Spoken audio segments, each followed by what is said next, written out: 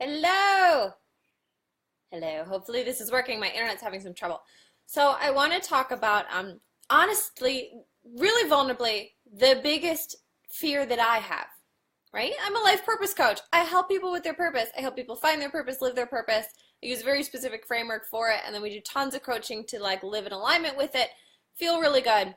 So what would be my biggest fear? That you don't give a poop about your purpose, right? That you don't need your purpose, that you don't know why you need your purpose, that knowing your purpose is stupid, that why does anybody need their purpose? And guess who says these amazing fears right out loud to me? The closest people in my life. Because that's what happens, right? The people who are closest to you are the ones who are like, why are you doing that again? I'm pretty sure that's not that important. Um, but here's what I realized, and I want to give you an example from yoga because it's easier for me to understand in yoga and then translate to the life purpose realm. So in yoga, I'm a yoga teacher, by the way, for those of you who don't know me. I teach yoga, but like the deep stuff. The deep stuff. I'm not an exercise class leader. The deep stuff, the meditations. Anyway, because what I care about is getting close to God, getting close to the God within, getting close to your own understanding of yourself as spiritually whole and perfect, and feeling that wholeness and coming into that space of alignment, which is a really key, like big fancy word for that feeling of like, oh, I'm okay. You know, that like, I'm okay.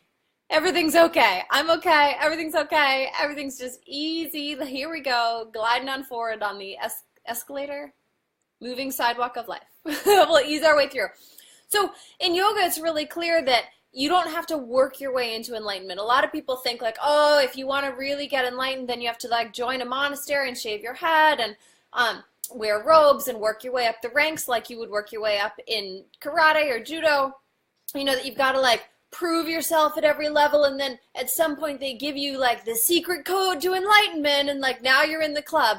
Well, unfortunately, it doesn't work like that. Unfortunately for all of us, because wouldn't that be nice if we could just like work our way through the ranks and there we are at happiness.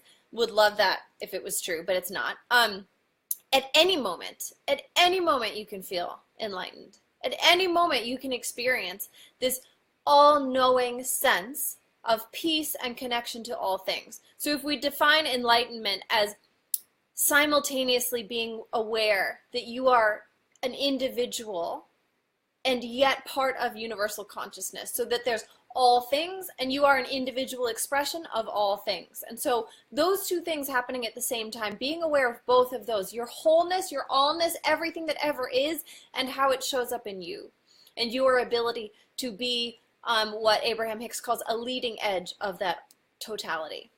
So if that is enlightenment, you can have that right now.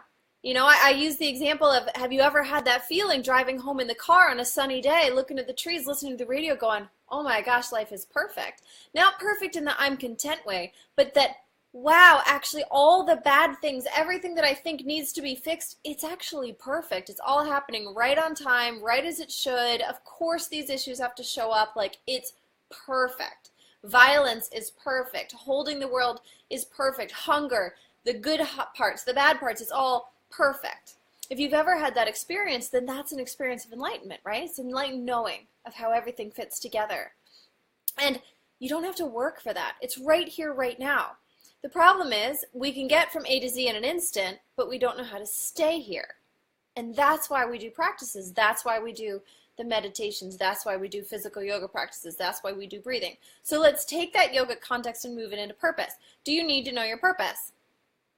No, people are capable of having wonderful, happy lives without being enlightened. So of course we can have wonderful, happy lives without knowing our purpose and having it in clear articulation. Now, as a life purpose coach, this is where I start to get uncomfortable, right? Like, well, then how am I supposed to prove that you need this and validate that you need this? And, you know, I heard Alan Watts say something, not in person, but I was listening to one of his recordings in the book, oh gosh, the book is called Out of Your Mind, and I think I'm on session 5, and I'm listening to him talk, and he says something like, you know, why am I even here? Like, why do you come listen to me talk? By the way, Alan Watts is a philosopher. He was a philosopher, and really interesting ways of looking at things and expressing them, and had a good sense of humor, in my opinion. Don't know that much about him, but I'm listening to this, and he says, you know, some of us feel like we're missing something. We're not missing anything, but we feel like we're missing something. And so we go through this grand journey only to discover that it's the feeling of missing something that's the issue, not that we're actually missing something. So now we're back to, you can always get to Z. A to Z is not hard to get to. You can get to Z right away. It's staying there.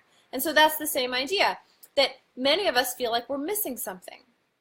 That we're missing the point, we're missing joy, we're missing meaning, we're missing context, we're missing some type of satisfaction or understanding, or like, why does everybody else seem to get it and I'm like over here faking it because clearly I'm not getting something, and there must be some rule book to being an adult and making it work and feeling good about it that I didn't get because I'm going through the motions, but it doesn't actually feel that great and it's not adding up to feeling satisfying and fulfilled, satisfied and fulfilled. You know, so we feel like I'm missing something. I'm missing the playbook. I'm missing the point. I'm missing a key feeling. I'm missing some piece of knowledge. What is it? And we go through this journey to discover that we're not missing anything at all. So, right, if we know that going into it, and we know that we're going to end up in the same place, we're going to end up in the same place, which is, it doesn't really matter. Because we can come right here as soon as we want. It's the journey in between that's the interesting thing. Then why do it at all? So why talk about life purpose if I know as a life purpose coach that does it really matter in the end of the day? No. But it matters to some people quite a lot now. And does enlightenment matter to everyone? No. But it matters to some people quite a lot at some points in their lives. And that's really where we can just let ourselves off the hook. So for somebody like Alan Watts, so he says, okay, well, why are we going through this process? And he says, well, some people have decided that this is something they're going to struggle with for a little bit.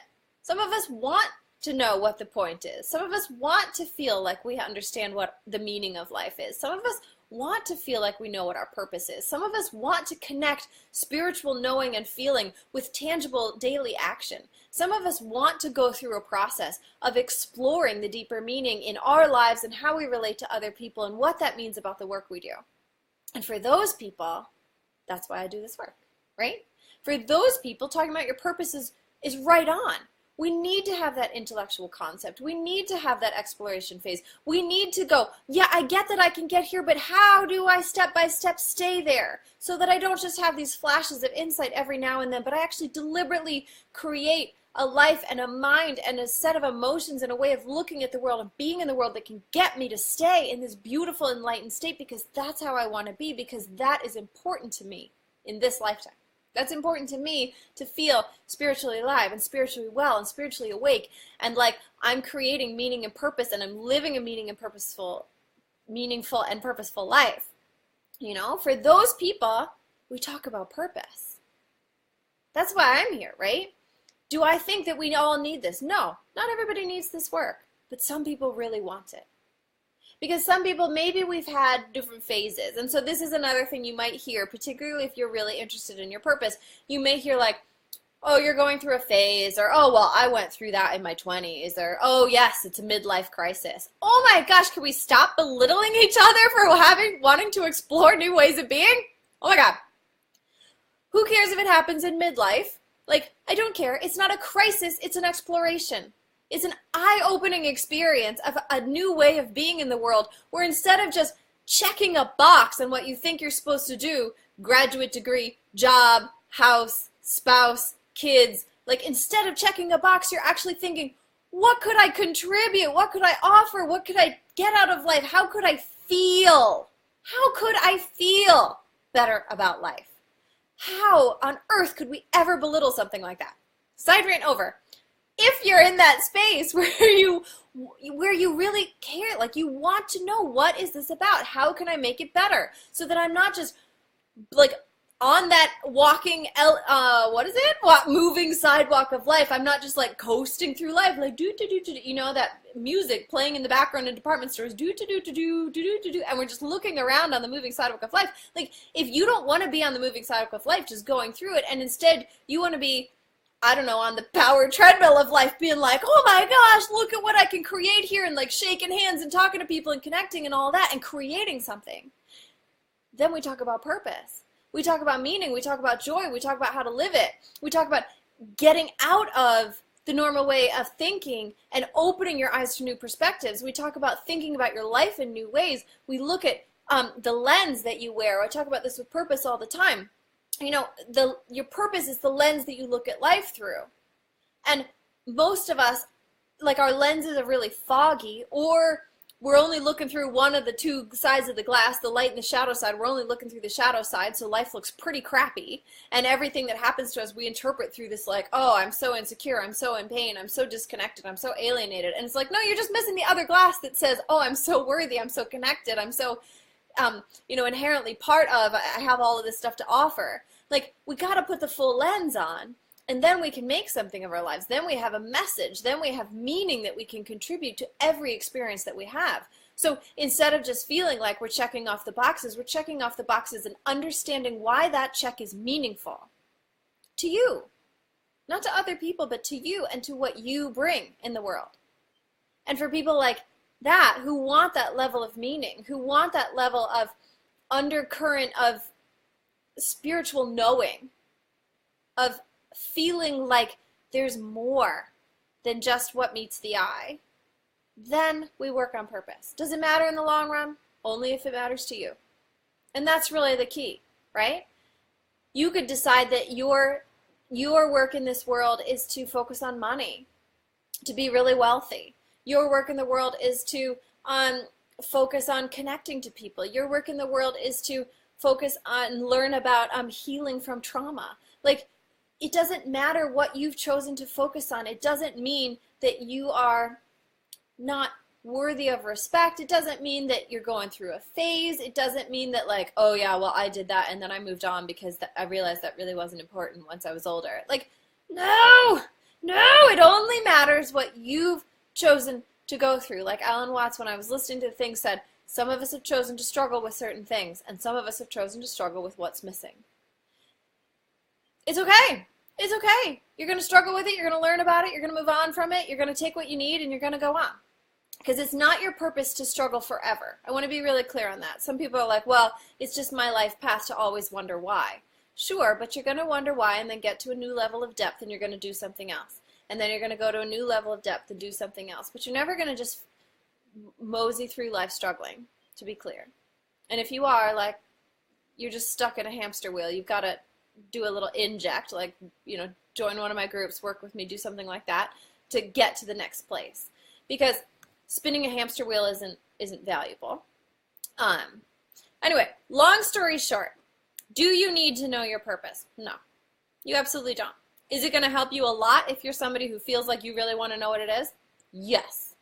Because if you already feel like you need to know what it is, then knowing it's going to help you a lot. And if you're somebody who's like, well, I don't need to know my purpose, but I really need to feel like the work I do has meaning. Okay, well, that's purpose. So let's call it saying the same thing. Do the work anyway. But, you know, don't fall for these things of, like, people shaming you for the things you want to know, or feeling like you have to hide and be worried about, like, why am I broken that I care about this? Like, everybody else seems to be fine, so why do I have to care? Why am I making life more difficult when everybody else just seems to be coasting through it? I used to have this fantasy in my 20s that, like, if I had to do life over again, I'd be a hairdresser in Southern Ohio, and who had, like, kids and a husband she met in high school, because, you know, that woman would just be happy. And I'm not happy because I care about purpose and meaning and exploration and expanding and living my calling and living my truth and stretching myself to the next limits. And, like, that's a recipe for not being happy. I'm sure a lot of you are like, yep, that's me. That's me. Why do I want more? Can't I just be satisfied with what I have? Because if I was satisfied with what I have, then I would be an average person and average people are happy. But you're not, right? You're not, and that doesn't mean there's something wrong with you, and it doesn't mean you're destined to struggle. It means you're in the wrong club, looking around at the wrong people, and valuing the wrong outcomes. You're not broken for wanting more. You're not broken for wanting to feel like your life has meaning. You're not broken for wanting to feel purposeful, or wanting to have a uniqueness to you, or to understand the uniqueness that you bring in the world, because you've already got it, so you might as well put some words to it. That's the work that I do, is help you see it. So, like, you're not broken for wondering if you're broken. It's totally normal, because you're one of the people on this path of purpose. You're one of the people who've decided on a subconscious or maybe conscious level, like, I'm going to go check out what that's about because I feel like I need to know how to get to here. I know I could be here anytime. This is the A to Z of enlightenment. I know I could be here anytime, but I'm one of those people who wants to know, like, but how do I stay there? And then I go back here. And then, no, I want to go, how do I get closer? How do I get closer? Right? We want to know how to live at a higher level. Live at a level that feels really good. And maybe you're one of those people who succeeded at every possible thing, like, okay, I got the house, I got the job, I got the money, I own my own business, I ran my own career, I'm the world's most leading expert in whatever, I'm world famous. Like, maybe you are the pinnacle of humans, and you're like, was this it? Was this it? To be the pinnacle of humans? That's all there was? Are you kidding me, guys? This is a joke.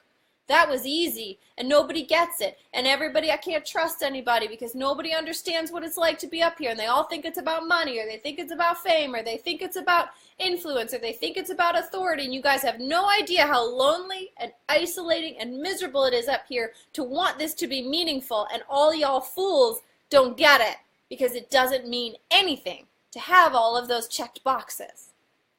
For those people, then we're on the path that I'm on. We're on the path of purpose, we're on the path of meaning, we're on the path of soul-fulfilling life. Soul-fulfilling, which means doing a lot of personal work to get to here, right? So, hope that helps.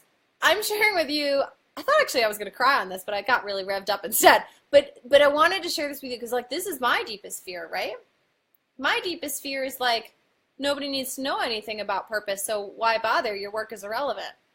And, I was really soothed listening to Alan Watts and thinking about, like, yeah, but some of us do. Some of us are just on that path. We get that all this other stuff, like, nah, it's kind of a game. And we also get that the purpose stuff is kind of a game. But it's a game that has more feeling and meaning for us. And so that's the game we get into. That's the one where you say, yeah, pick me, I'm in. Let me in that one. I want to learn about it. Maybe not forever. Right? Because we don't have to go down the rabbit hole of spirituality forever. We don't have to go down the rabbit hole of, or even the words we have are so offensive towards it, right? Like we automatically diminish this kind of, this exploration.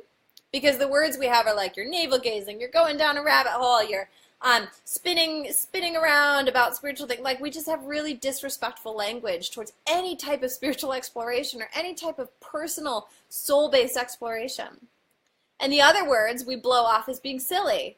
Exploring your purpose, expanding into your calling. Like, we call them woo-woo, we call them fluffy, we call them, like, out there, hippy-dippy. Like, our language is so disrespectful towards personal exploration.